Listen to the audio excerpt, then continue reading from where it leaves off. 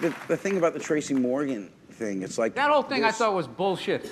It was. The Tracy Morgan thing? It was absolute ridiculous bullshit. But hang on. I can't stand people who, everything's funny, then the shit comes around to them, and then all of a sudden they stop saying it's jokes, they say it's statements. And I'm not saying, because I wasn't there. He got like tried. Look, you weren't there, I wasn't there, and I just felt like he didn't get a chance to say, he just immediately went into apology mode, and then all of a sudden they're parading him around like this trophy. I don't feel he got a fair shake. That's all I'm saying. But here's the thing, and this is the only thing I'll say about the thing that I believe about this is... No, it isn't, but go ahead. Shut the fuck up, Tom.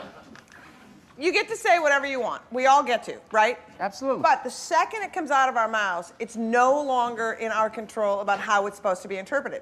People can hate it, they can do whatever you want. So every time you say something, like I always say, the only thing I promise my audience is that I wrote something I care about, I say it because I believe it. The second it comes out of my fucking mouth, all you can hate it, you can write your congresspeople, you can call your network, and that's the bottom line, is that we all have to deal with the shit that comes to us from saying what we say. Right. This is how I believe it. Like, the person who said it knows what they meant by it. If you process it in a fucked up way, ask him how he meant it first. But you don't get that luxury. As a comedian, you don't get the luxury to say, but I really meant to say it this way. I realize that. But here's what it really rests on, is that the whole thing came off of one guy's blog. Every one guy's interpretation. News item about it. And how do we know he's not a dick? We weren't there. Sometimes some audience people can't see irony from a million miles away. But did Tracy deny saying it? No. Did the guy get it wrong? No. Those two things How do you know that? Because Tracy didn't say, wait, dude, that's not exactly what I said. Whether he said something offensive or not, I just thought it was fucked up that one guy went home like with, I guess, the greatest memory ever, like a stenographer, and typed it out, and everybody's like, that's what he said, and that's what he meant, because guy in seat number 5F said it. And next thing you know, he's going around got to apologize. That's kind of a scary thing as a comedian. Well, I've seen Tracy's act, his show is crazy. His show is pretty over the top. Tracy's genuinely So it's not like he's up there like, what's up with end tables, and then goes into that shit. And that's when it comes to me where you're doing like this selective getting offended. I was trying to remember what he was heckling. I just remember cocksuckers, so I think we were talking about gay people. There we go. You know, the fucking lesson here is the gay community has a very strong activist community who, when they hear shit against them, they take it to the mat, and guess what? Shit happens. Yeah, but I don't agree with that. Guess what? Shit happens. So like so then you have to just. I mean, if there's one. You got to tell you, like, that word, it can mean other things. It just can be ball breaking. Anytime you play sport. I was playing hockey the other day, okay? And this guy, he knocked me down. I felt stupid. I got up. He asked me. He goes, you all right? And I go, yeah, you faggot. Like, it was this oddly intimate moment. He was going, are you okay? And we were on the ice, and it made me uncomfortable. And I said, hey, you faggot, get away from me. So you want us to believe that you're fucking skating around with your buddy on the ice, figure skating, and we're supposed to believe you're Mr. Fucking Mom. You see what he's doing now? He's using like homophobia. Hey, you're twirling out there in your dress. You're twirling out there in your little skates. That's what guys do. This is what guys do. It always becomes. You know what? Hey, you're there, you little sissy boy. That's just ridiculous. What is ridiculous? I don't think that they shouldn't be allowed to be married. I don't think they should be treated like second-class citizens. I think the way. You just think you can say faggot derogatorily when you're on the ice when there's nobody gay around. That's what you think. It came out because of my childhood. But you don't think. But because of that word, then it's going to be like, oh, this is how he feels about gay people, and then he has to go apologize. It's ridiculous. There's reactionary words, and then there's words that. And faggot is one of them. Yeah, but I say it to my friends. I'll call my friend, like, what are you doing tonight? He goes, I gotta go out with my wife. I go, faggot. And then I'll hang up the phone. And there's nothing gay about it, but it's just a word that seems so ridiculous. I meant to tell you to stop doing that to me. Stop hanging out with her. Yeah.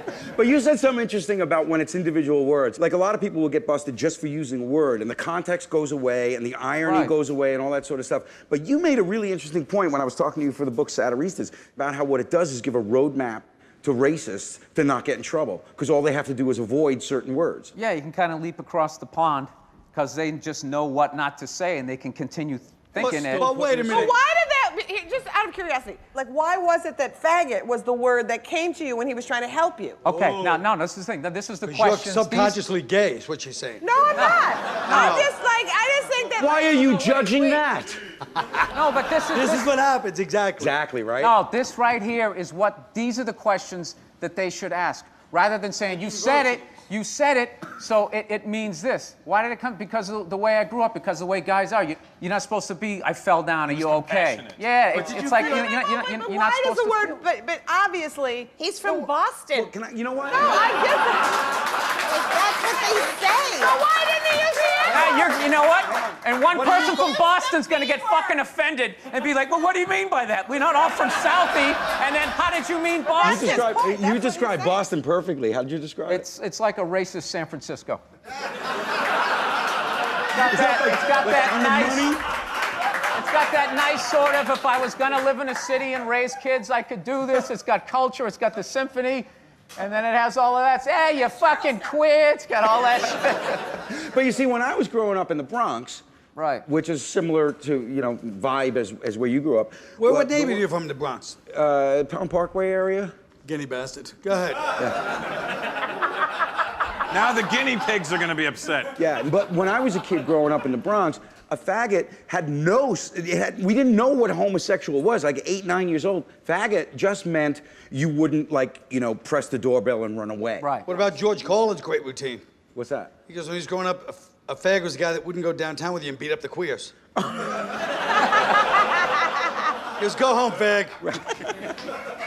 But yeah, but that's it. That in our background, I mean, I literally didn't know that it had a sexual component until probably maybe 12, 13, 14. Now that you do know that, it still comes out.